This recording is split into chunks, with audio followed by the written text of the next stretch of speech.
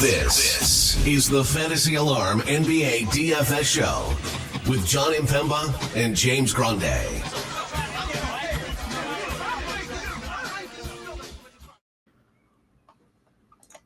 There we go. What's going on, FA Nation? John Impemba here with James Grande. Welcome into the Fantasy Alarm NBA DFS Playbook live show. It is Friday. We got 6 games here on the DraftKings main slate. It's also Black Friday, which means deals galore across the Fantasy Alarm site. If you haven't noticed already, we have our 50% off Black Friday sale going on. FantasyAlarm.com/Black Friday. Promo code BF50. 50% off monthly through 2026. That's $19.99 a month for all access to all sports, all content, all bets, draft guides, cheat sheets, the works. 50% off. FantasyAlarm.com/Black Friday. Housekeeping out of the way here, Grande. You did the playbook for today. We noticed last night that DraftKings, including just the Eastern Conference games on their main slate, FanDuel decided to give us the entire 11 games, just 6 though, for DraftKings here today. Interesting slate. We had a Kristaps Porzingis downgrade, which generally impacts how we view Atlanta. Certainly a few players in Atlanta. They have this matchup against Cleveland here today. We have some high game totals. You do the playbook, dude. How are you feeling about stuff, man? I feel better because to get me hyped up, I just watched J Huff F no block videos. Okay. And that really gets me going. So I'm ready to go for tonight. I mean, there's still a lot to kind of unfold. The best part about it is we will just know because all 6 games on DraftKings start at 7:30 Eastern. So there's no news that's going to change or come unless we get the late scratch. Shout out Goga Batadze, but everything else we'll know ahead of time. Still waiting on a bunch of stuff. And because we're waiting on that stuff, there's only 2 teams getting any ownership. Yeah. 2. If you're looking at ownership across the industry, the 10 of the top 11 names are a Brooklyn Net or an Indiana Pacers. John, personally, that's not a world that I want to live in because I don't know if you've for anyone that's been sleeping under a rock or just woke up or anything, I don't think those teams are very good. You don't have to be good at real life basketball to be good for DFS. No, it's true. And they're very cheap. So, and Pharaoh, it's J Huff block compilation. It is a hilarious video of him just yelling F no to everyone that he blocks at the rim. So if you have a moment, go watch J Huff be awesome for 2 minutes of your day. Yeah. And maybe we'll talk some J Huff here on this slate or not. Maybe we'll get into it. Your top overall price play, Giannis 11.5, K 10.4. Do we have a Giannis update yet, Grande? No, we don't. No Giannis update. So I guess we'll see. So whether or not he decides to suit up against New York or not, but that brings us to point guard Cade Cunningham 10.4, Maxey 99, Giddey 97. Your top 3 priced point guards on the slate. You have Ball, Brunson, and Rollins rounding out the 8K range. Obviously, for Rollins, we need Giannis out to pay that price tag. How are we approaching this top half of point guard, knowing there's a lot of ownership on some value guards tonight? I will not answer that question until the like button is smashed, until people who aren't subscribe to the channel. So I'm going to delay for 3 seconds, and then I'll continue on our ascent talking about point guard. 1, 2, 3. Okay. Point guard is very interesting today. I do think that there is some pretty good stuff atop the list, particularly Cade Cunningham. It's obviously easy to get to Maxey sub 10K. I have no issue getting there. It's an elite spot. Brooklyn's back to being the worst ranked defense in the NBA. He's going to play 40 minutes. Absolutely no issue getting there. I love Cade for a couple of reasons. One is because I respect the cup more than life itself. And the Pistons are kind of in control of their own destiny here. If they win their division because their group is currently being led by the Orlando Magic. So Cade has been the only member of this Pistons team that has been extended nightly. I do think Jaden Ivey's going to play. He was seen going through his normal shoot-around routine this morning. They have a back-to-back. Ivey's going to obviously sit out either tonight or tomorrow, but I expect Ivey to play tonight. I don't think that matters. Cade's going to play upper 30s minutes, possibly approach 40 here this evening. Unfortunately for Dennis Jenkins, like that, those minutes are going away fast, and they might totally be gone by tonight. And that gives Cade 40-minute upside. Obviously, the Jalen Suggs effect is real, and his net rating with him on the floor is incredible, and he's an elite defender and whatnot. But Cade has been a nightly triple-double threat. Yeah.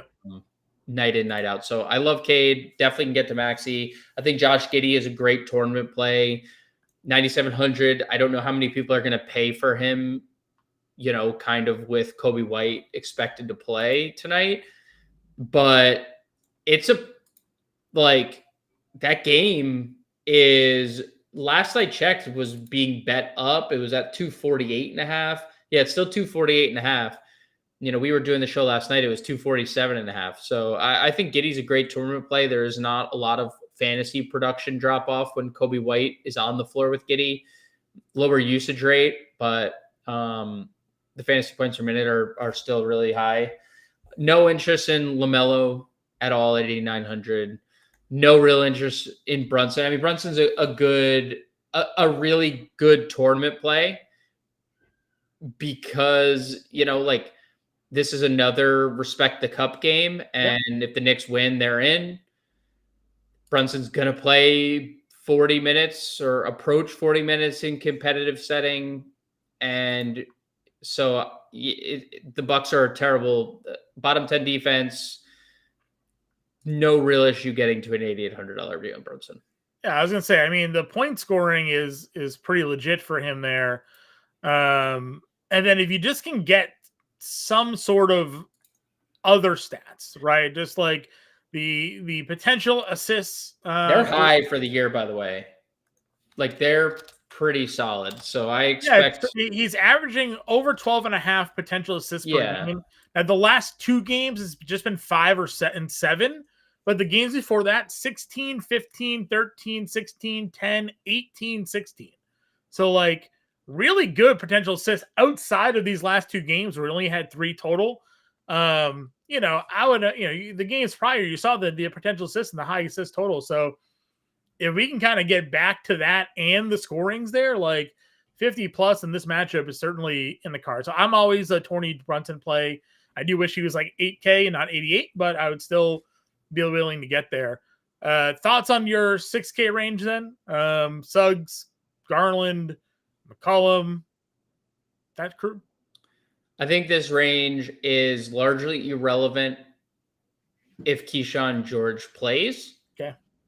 And obviously we're awaiting the Nembhard news as well. Everything else is like kind of whatever. Dyson Daniels included 7,200.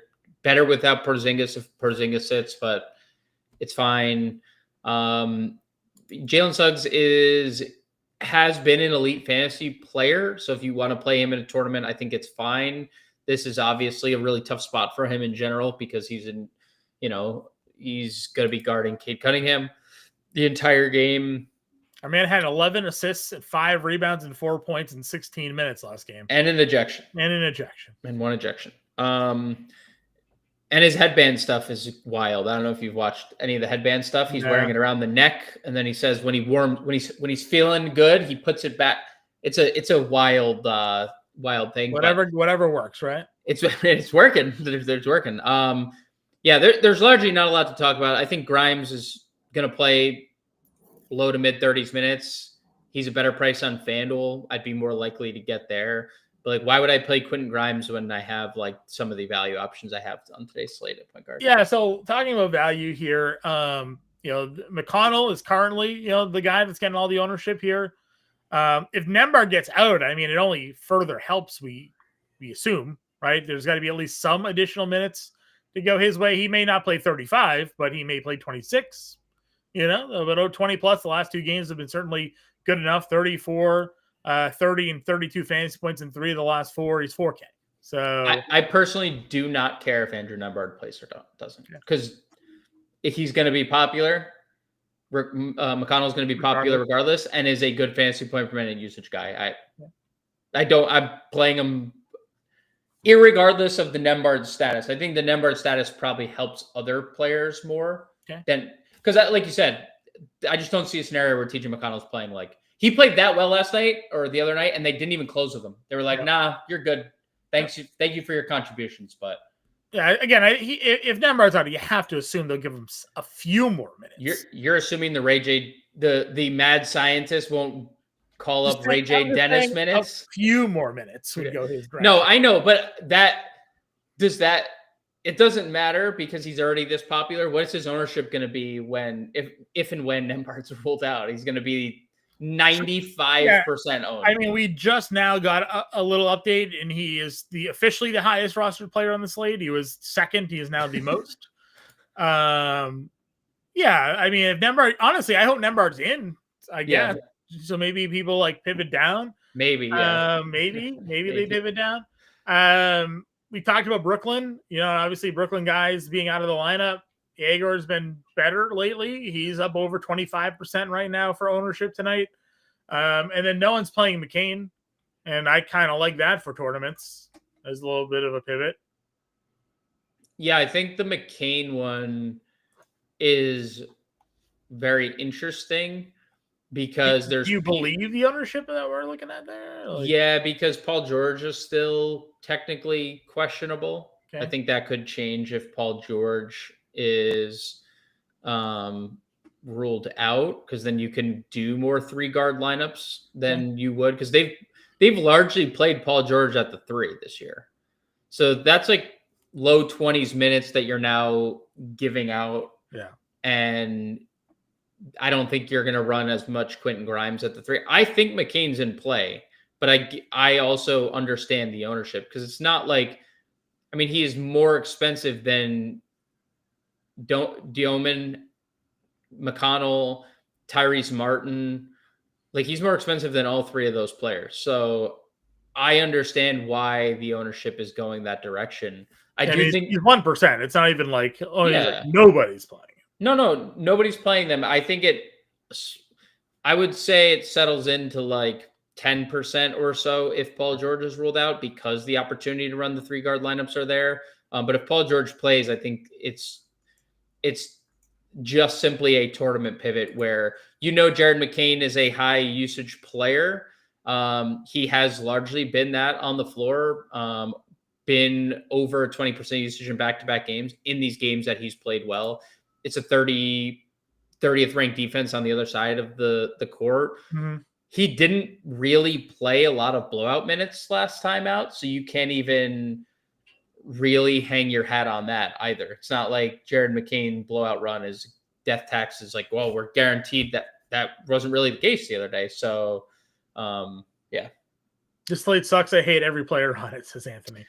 Well, that's because Keegan Murray's not on the DraftKings slate for Anthony to play. That's he fair. was spot on again. Keegan Murray just being absolutely like able to do a little bit of everything. But yeah, I think on the McCain front, like, if I am ranking him amongst these like value point guards, he probably is 3rd.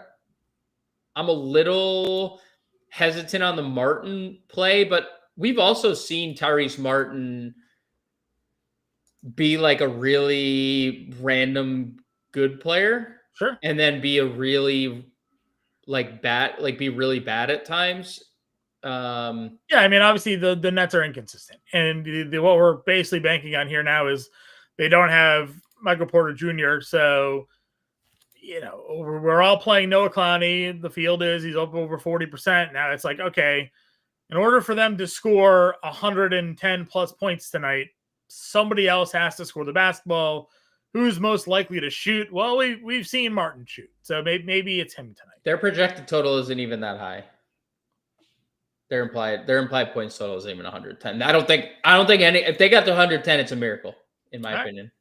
But Martin could be the 5th starter. I think that's where the ownership currently is, because Claxton, Clowney, Mann, Yegor is 4 of them.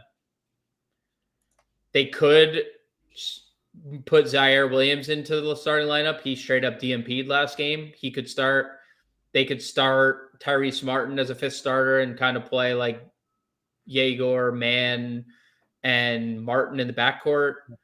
They could start Drake Powell, who is obviously super athletic and talented and one of their 5 first-round picks from last year. So I think there's like multiple avenues they go. I think the assumption right now, based on how the field is getting to him, is that Martin's their 5th starter. Okay. Shooting guard. Donnie Mitch is $9,600.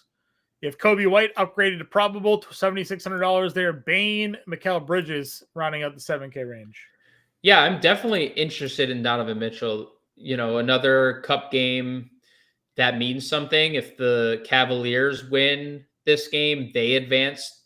Let me phrase that. They have to win and they have to blow the Hawks out to help their point differential in order to advance. So even a win doesn't guarantee it. They have to absolutely torch the Hawks, who are coming off a loss against the Washington Wizards, in which they got absolutely torched. And that's obviously not indicative of what's going to happen here, because that's probably the worst game Atlanta's going to play all year long. Yeah. But if Cleveland does care and wants to go for it, then you could see Mitchell play a season high in minutes. And if they're winning big, they could just absolutely run up the score by Donovan Mitchell, just cherry picking the whole time and scoring baskets. So I think Mitchell's an interesting tournament play.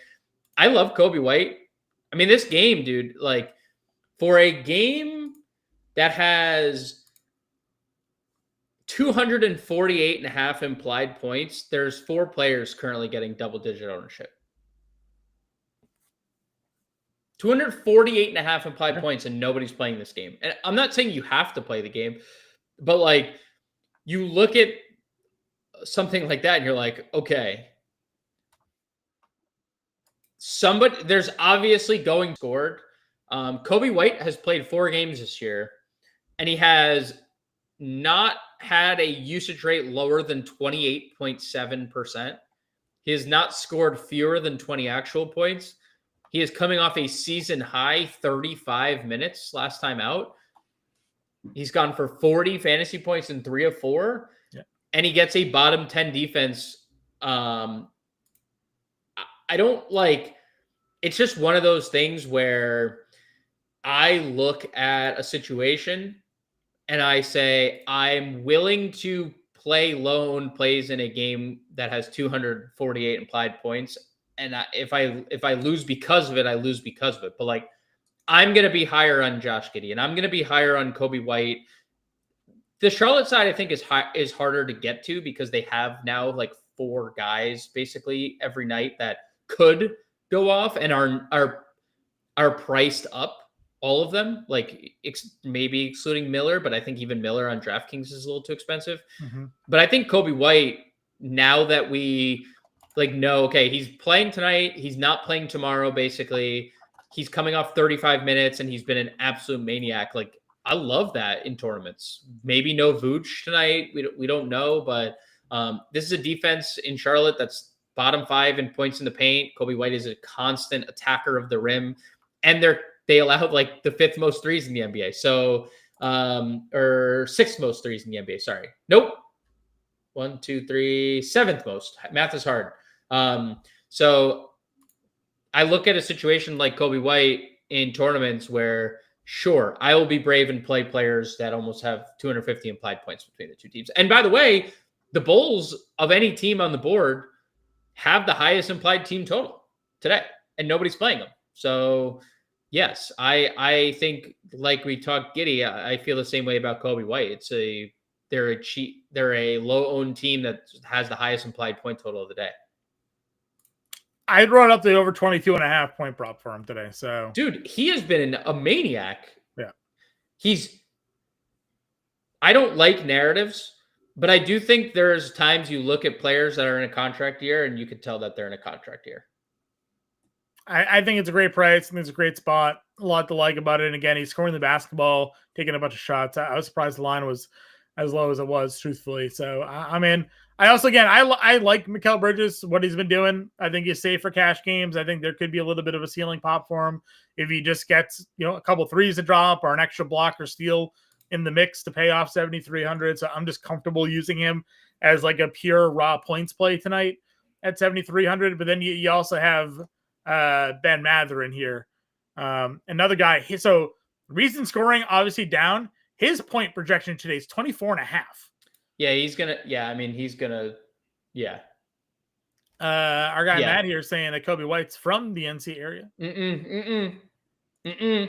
Don't do it. Narrative play. No, don't do it. Don't do it. He nuked there twice last year. He did. He played at UNC. Listen, hometown games do mean things. If you remember, you probably didn't because you don't play NFL DFS, but I called out the Keyshawn Boutte game in New Orleans because he's from Louisiana and went to LSU. He had 50 family members in the stands. He had 2 touchdowns that game. So, Kobe White's got friends and family in the stands. They're out there watching ball. Jokic scored 55 on Serbia night in Chicago last year or whatever it was. So, dude, people care about those things. So I think Kobe White is a great play regardless. Yep. Because nobody's playing this game that is like, maybe I'm crazy. Maybe I think 248.5 points doesn't mean what it used to. But if a little extra motivation to perform, And again, he played 35 minutes last game.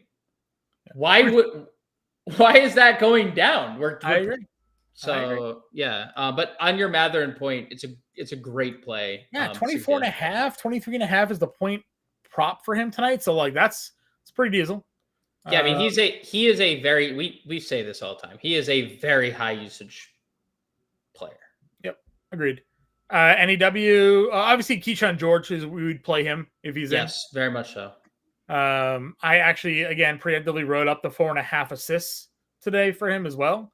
Because we went over his assist chances these last couple of games, basically for the season. The offense runs through him, so I like that opportunity for him in that matchup. NEW really good scoring the basketball.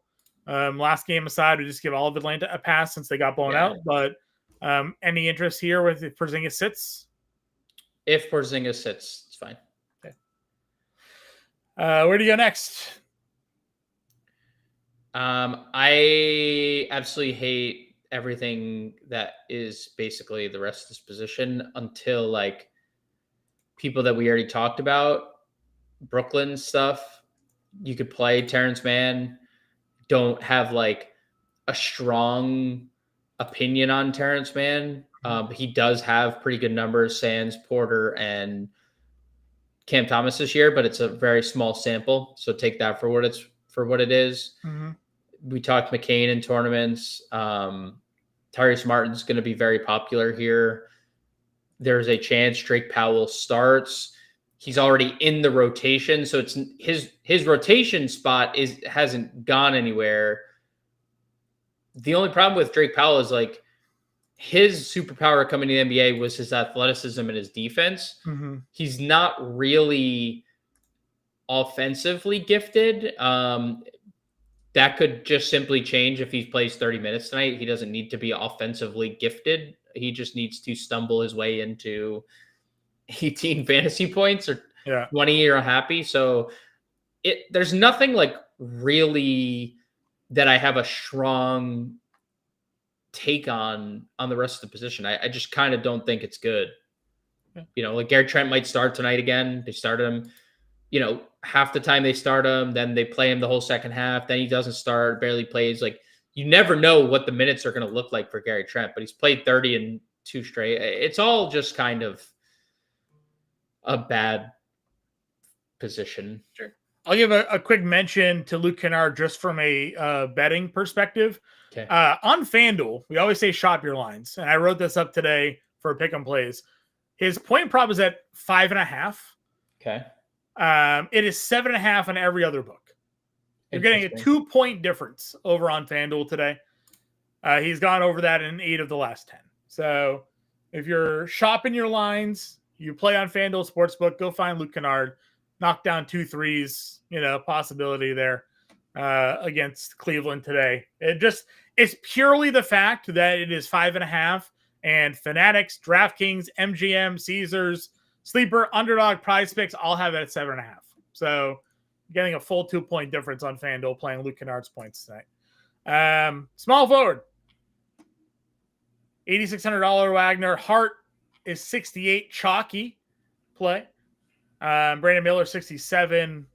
I still go back to Hart. You don't really see a need to pay up for Franz tonight, but what are your thoughts? Yeah, we haven't had the same feeling about him this year without Paolo because Suggs has mainly been healthy and Desmond Bane exists and Anthony Black is playing well. So it's not the same feeling as it was last year where he was unbelievable without Paolo. So I don't think you need to get to Franz Wagner, but it's fine. I think Josh Hart is a very good play. You look at a lot of things in his favor here. He's over 1.1 fantasy points per minute without OG and Shamet this year. He started last game. No reason to think he wouldn't again tonight. His price has dropped despite going for 40 fantasy points in 3 of his last 4. And we know how good of a rebounder he is.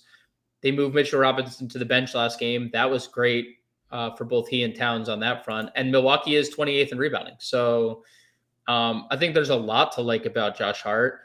I will say, like, we do know that Josh Hart at times is very okay with not shooting the basketball. Mm-hmm. So that always plays a role here when you talk about Josh Hart, but he has shot the ball really well this year. In general, 38% from 3 is definitely higher than it's been in years past. Yeah. So I'm definitely good with it. No real objections. I think I wrote him up as the top small forward on DraftKings specifically today. Obviously you talked about this Chicago game and the point total in it. We go back and forth with Charlotte and like who's the target. Miller's $6,700 there. Honestly, like I think if I'm playing anybody on Charlotte, it's Knipple. Okay, but we know Miller has a ceiling. I just don't like any of the pricing. Yeah, I mean, for sure, right? The obviously appeal for both Khan and Miller is just the volume of 3-pointers that they take, but Khan's been giving you more secondary stats than Miller. Yes, but like we saw last game, Khan looked horrible. Mm-hmm. And I'm not saying he's going to look horrible every game. They're going to cycle through good and bad games. There's 4 alphas, right? Like they have 4 guys that can like actually give you 30 on a given night, but that can't happen on a night to night basis. So like you'll just have to guess the right night. I would probably go Knipple over everyone or over Miller, but small forward is also not the best position, so maybe you favor Miller. I was going to say, I mean, like, where do you go next? You have DeAndre Hunter, Asor Thompson, Ayo, Koulibaly, but I mean, we talked on the show. If Keyshawn George is out, we are willing to go more to Koulibaly here because they also are without Kispert. Yes. But if Keyshawn George is in, you can't play Koulibaly. So I would say you can, but it's obviously just like a lower floor. I mean, he's just not shooting. He's just not shooting. He's going to start. He's going to play 30 minutes. That's what it comes down to with Koulibaly. And we're talking about a position that's just not like, doesn't really have many like people that you'd want to play. I think Ayo is definitely in play if Herter sits, but it's, now with Kobe White, it's less of a ceiling. I think Edwards probably starts if there's no Paul George, but low floor. Mm-hmm. I think the guy for me is Jarris Walker at 4,300 would probably be the play that I would gravitate to.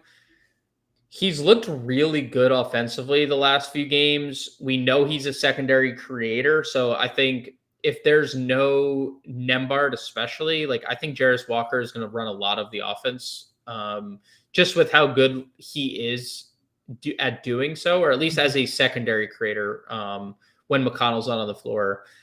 And even when these guys have been on the floor, I mean, he's knocking down shots. He's a good rebounder. So I really like Jarris Walker, 43, small forward, power forward. Prefer to play him at small forward. 20% usage rate the last 2 games. Yeah, 20% usage in each of the last 2 games. So it's probably Walker. I'd expect them to start him again. They've been more competitive in these games that they've extended him lately. I don't think that's a coincidence given like the rest of their roster and who they extend. Like, would you take the over 10.5 points tonight at even money on DraftKings? Probably. I mean, we know Koulibaly is going to be guarding Mathurin. Right. And that's their only good defender. Like, that's the only guy. Keyshawn can get you defensive stats, but he's not necessarily a great defensive player, right? So yeah, I mean, it's a good number. It's not going to be there if Nembhard plays. Right.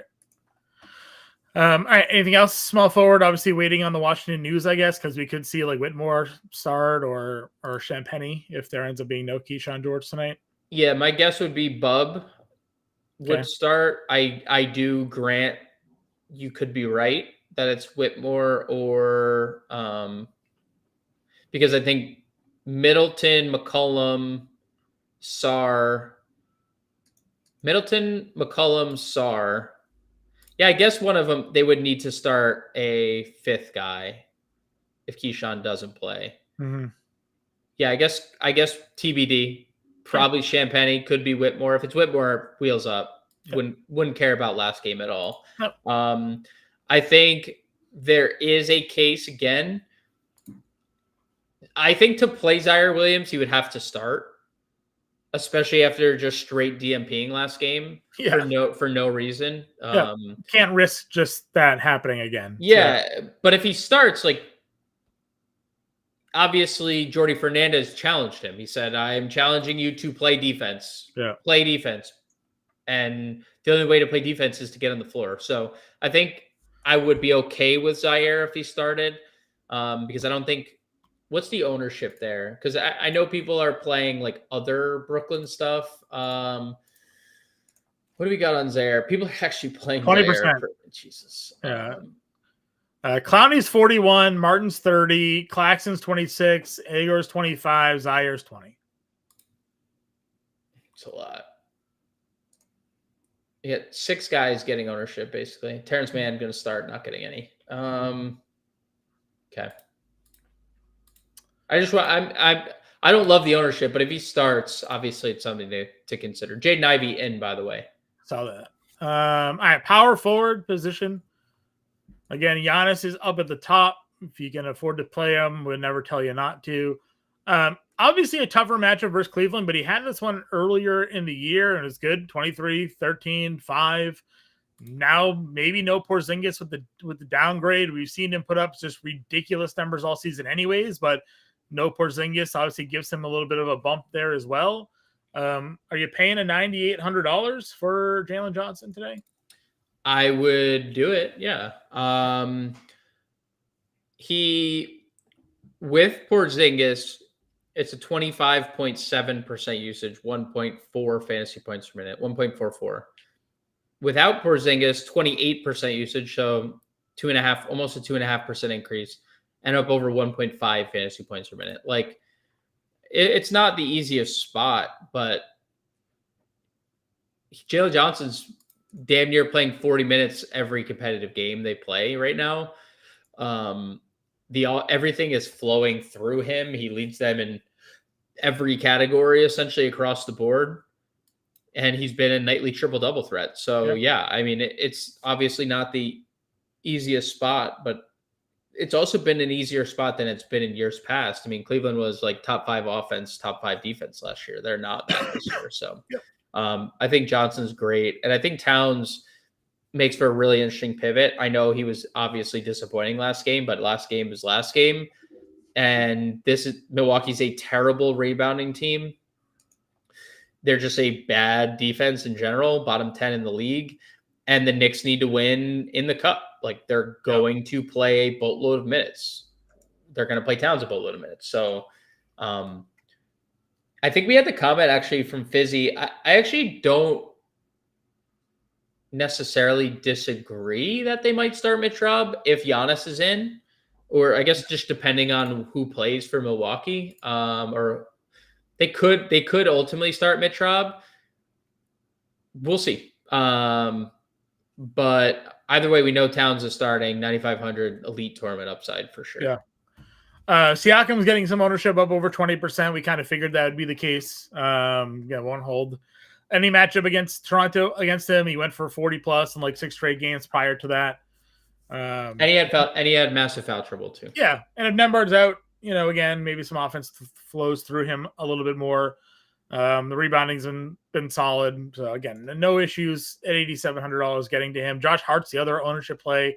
We talked to him about small forward, but no one's playing any of these other guys. They're just going down to Clowney at 51, and he is up over 40% today.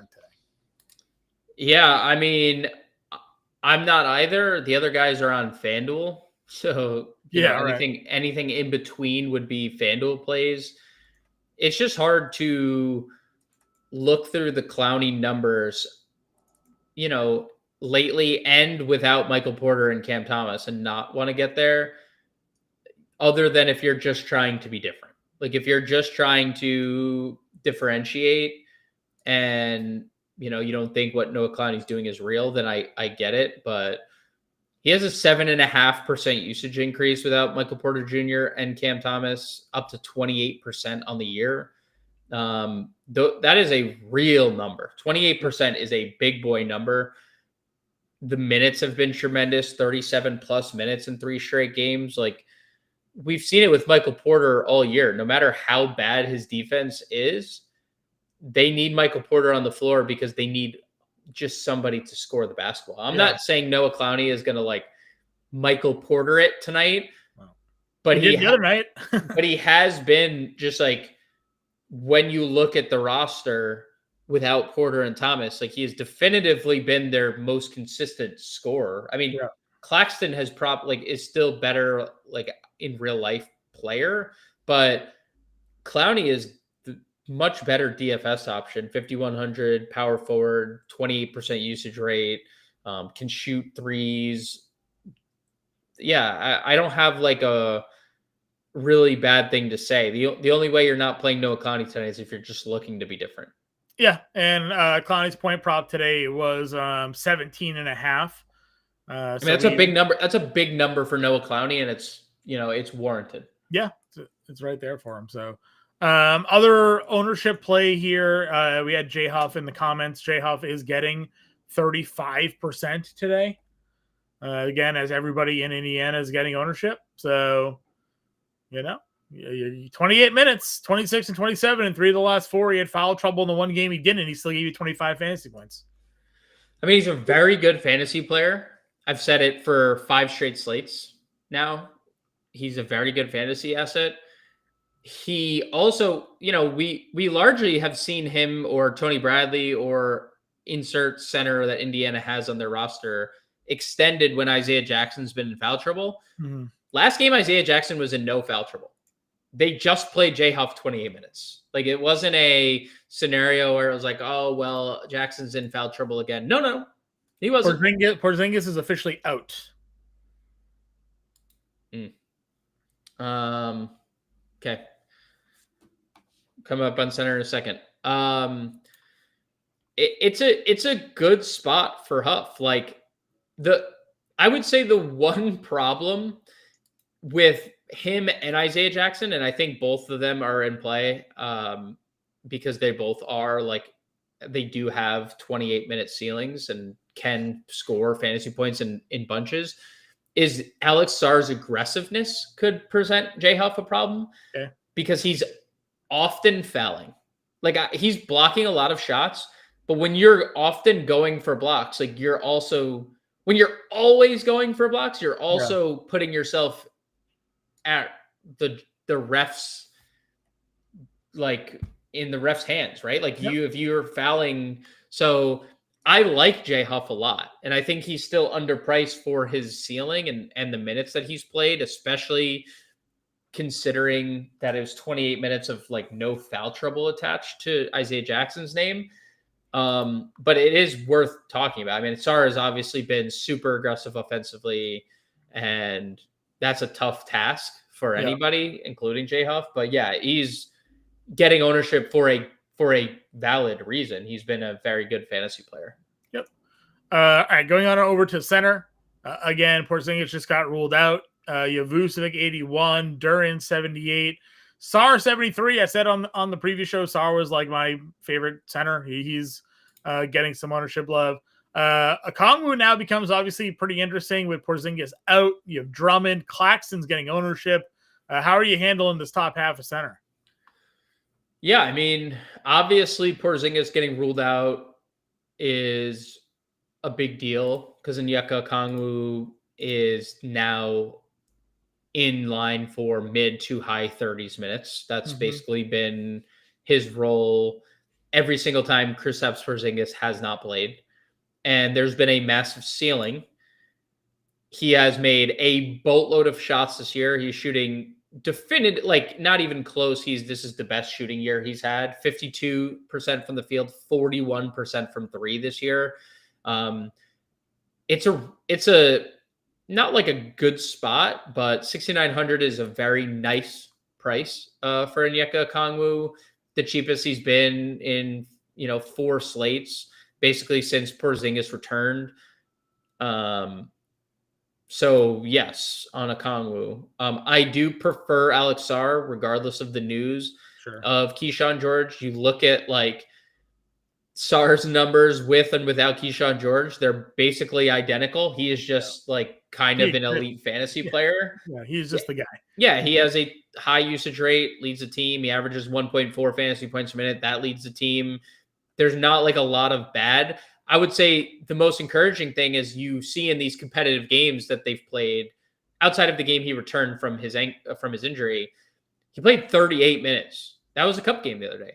He played 38 minutes. There's some good numbers on his double-double tonight, which I think is kind of interesting.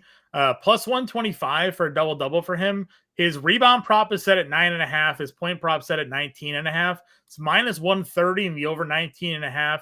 It's minus 115 on the over 9.5. So just take the plus 125. Why bet one of the other two if you just think he's going to double-double? You know? I think, I mean, you never know, like, yes, I largely think he's going to, but his total ability, I mean, he's going to score a lot of points in the paint tonight. Yeah. He's not really taking as many threes as he was last year, and Indiana's been so bad around the rim. Only the Bulls allow more points in the paint to opposing teams than the Pacers do. That doesn't hurt his rebound chances on like putbacks and stuff. So I think Sarr rebound caps, I think Sarr is the top center for me tonight, even with the Porzingis news. Okay. If you need to save 400 to go to Okongwu, you can. I think Drummond is definitely safe. The Adem-Bona thing is relevant a little bit because 38 minutes of Drummond could be 34 minutes of Drummond. Mm-hmm. And I do think the minutes matter at 6,700 with Andre Drummond, but he is a very good rebounder in general. So if you want to play Drummond, he's a fantasy point per minute guy. Claxton, they're shorthanded. And by shorthanded, I mean their best two players or their best two offensive players are not there. Yeah. I don't think that suddenly means Nick Claxton's going for 25 tonight, but we've seen glimpses of him offensively look really good. We've seen him play make from he's very good at taking the ball off the rim and pushing it up the floor.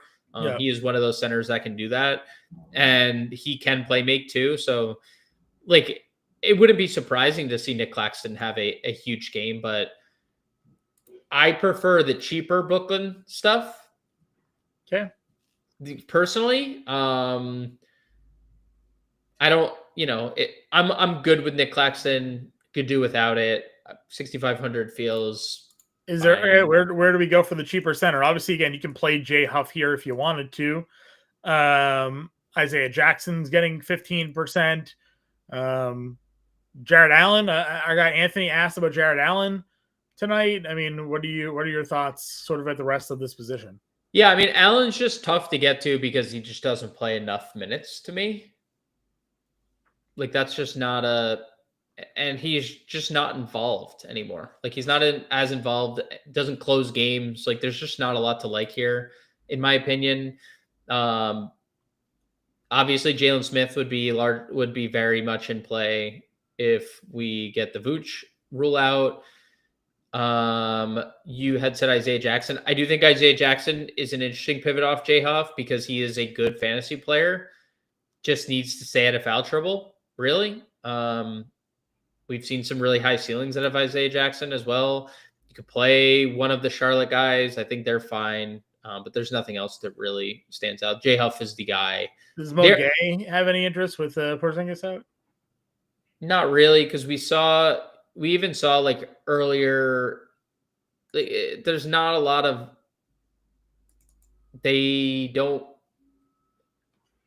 no guarantee they extend him. I mean, he played 4 minutes for no reason. There was no injury. They asked Kenny Atkinson. He was like, yeah, played 4 minutes. So like it's hard to ever look at Mo Gay's minutes and be confident about them. And at 4,300, I don't love that. Like this is not a $3,300 player. It's a $4,300 player. I think I would look at it there.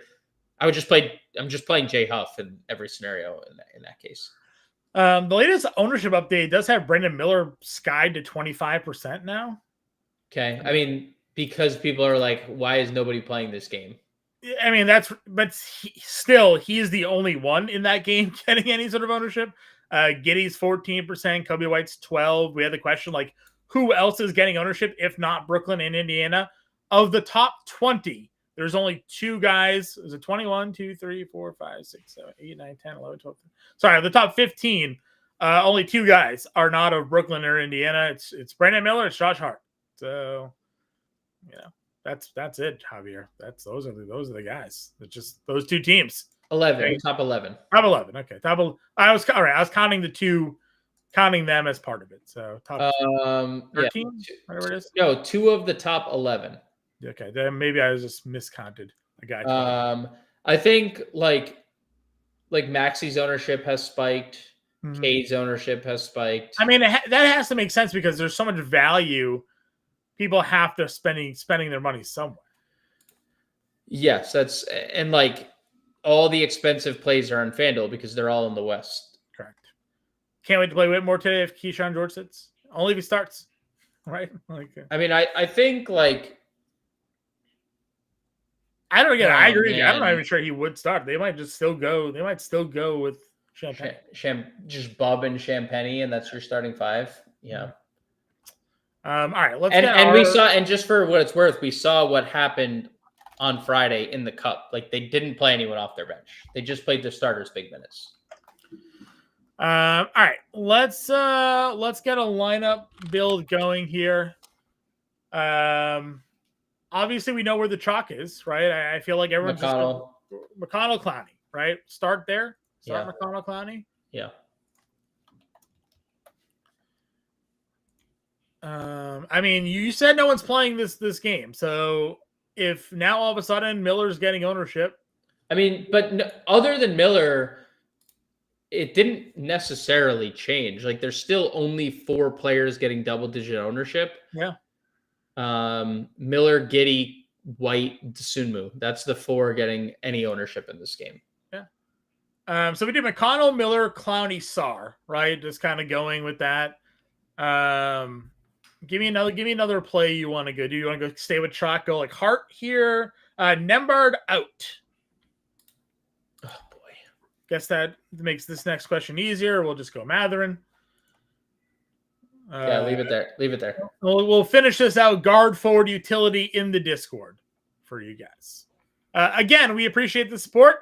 Hit that like, share, subscribe button. Free way to support the work we got going on here at Fantasy Alarm. And it is Black Friday, so I will play us out with Howard Bender's Black Friday promo.